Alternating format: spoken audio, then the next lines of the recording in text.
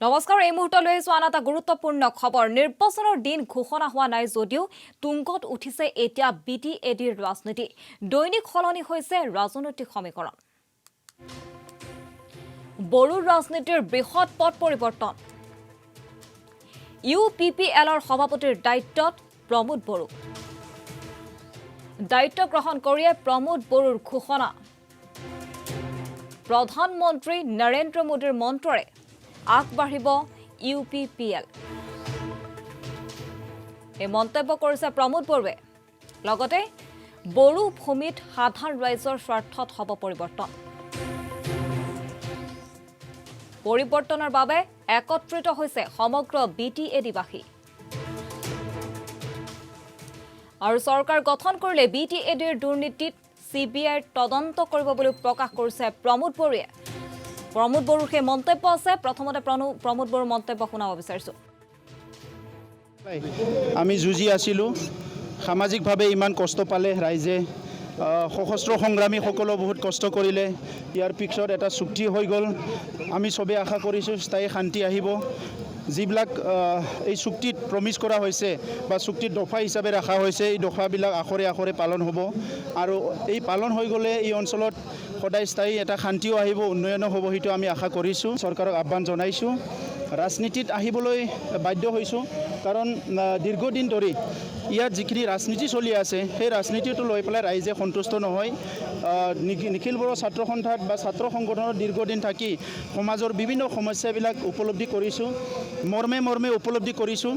আৰু সেইবিলাক কাম কেন্দ্ৰ চৰকাৰে যিটো কৰিছে ৰাজ্য চৰকাৰে যিটো কৰিছে ইয়াৰ বাদে এটা কাউন্সিলৰ পৰাও সেইখিনি কাম কৰিব পাৰে কিন্তু কাউন্সিলে সেইটো কাম কৰিবৰ কাৰণে ইয়াত কিছুমান ইনোভেটিভ লিডাৰ লাগিব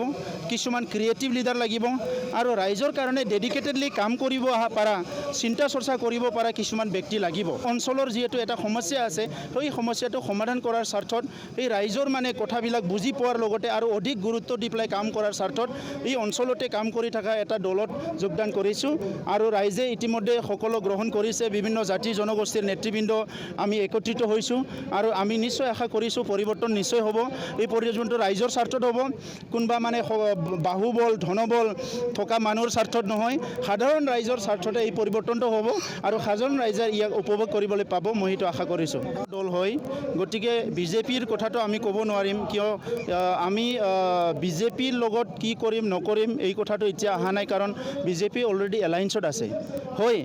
চুক্তিটো হোৱাৰ স্বাৰ্থত বা চুক্তিটো হোৱাৰ কাৰণে হ'ব লাগে কাৰণে যোৱা সময়ত আমি অসমৰ মুখ্যমন্ত্ৰী ডক্টৰ হিমন্ত বিশ্ব শৰ্মা বিজেপিৰ কিছুমান নেতৃত্ব তেখেতসকলৰ লগত আমি সঘনে আলোচনা কৰিছিলোঁ কাৰণ এই সমস্যাটো সমাধান হ'ব লাগে আৰু তেখেতসকলে গুৰুত্ব সহকাৰে লোৱাৰ কাৰণে সঁহাৰি জনোৱাৰ কাৰণে আজি আমোলাসকলৰ লগত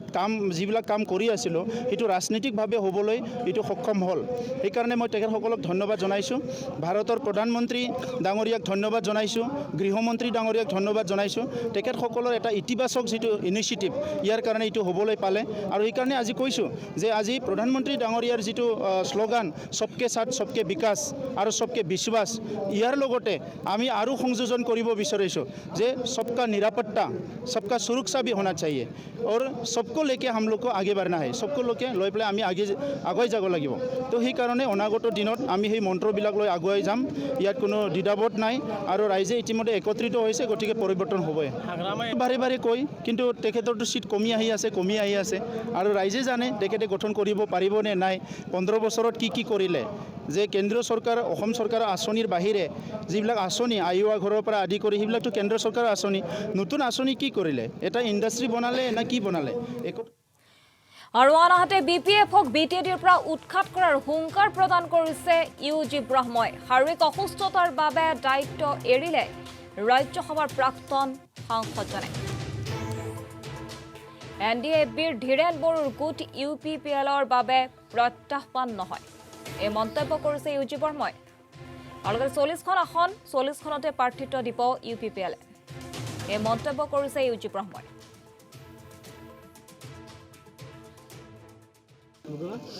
আমাৰ প্ৰমোদ বড়ো ডাঙৰীয়াক দলৰ নতুন সভাপতি হিচাপে আমি বাছনি কৰি লৈছোঁ আৰু ইয়াত দুটা কাৰণ আছে তেওঁৰ চুক্তি স্বাক্ষৰকাৰী হয় আৰু চুক্তিটো ৰূপায়ণ কৰিব লাগিলে চৰকাৰৰ লগত চুক্তি স্বাক্ষৰকাৰীসকলেই যোগাযোগ কৰি পেলাই কামটো কৰিব লাগে এটা কথা। আৰু দ্বিতীয় কথা হ'ল মোৰ ব্যক্তিগত, মই শাৰীৰিকভাৱে বহুত সমস্যাত ভুগি আছোঁ আৰু বহুত বছৰ ধৰি এইটো সমস্যা মোৰ আছেই। আৰু সেইকাৰণে ফিজিকেল বা হেল্থ গ্ৰাউণ্ডতো মই আৰু সভাপতি হিচাপে কাম কৰিব নোৱাৰা এইটো অৱস্থাত আছোঁ এতিয়া। সেইকাৰণে দুটা কাৰণত আজি মই এই পদটো খালী কৰি দি পেলাই প্ৰমোদ বড়ো ডাঙৰীয়াক সভাপতি হিচাপে আমি বাছনি কৰিলোঁ। এইখিনি আমাৰ UPPLৰ উদ্দেশ্য হ'ল যে আমি 40টা আসনত এই নিৰ্বাচন আমি খেলিম, কিন্তু তাতে আমি BJPক আহ্বান জনাই আছোঁ যে যিহেতু তেওঁলোকৰ চৰকাৰে আমাক চুক্তিটো কৰি দিছে, এতিয়া নৈতিক দায়িত্ব BJPৰো হয় চুক্তিটো ভালকৈ যাতে ৰূপায়ণ হয়।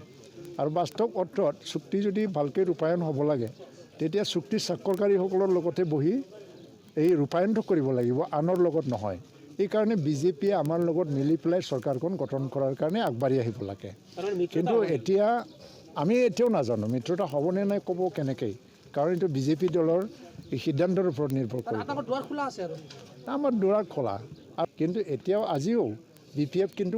উৎখাত হোৱাটো প্ৰায় খাটাং, ইয়াত কোনো সন্দেহ নাই। কাৰণ BPFৰ ক্ষমতা হ্ৰাস পাইছে আৰু BPF দল আজি যিমানেই যি নকৰক তেওঁলোকে এটা ভুল ৰাস্তাত গৈ আছে।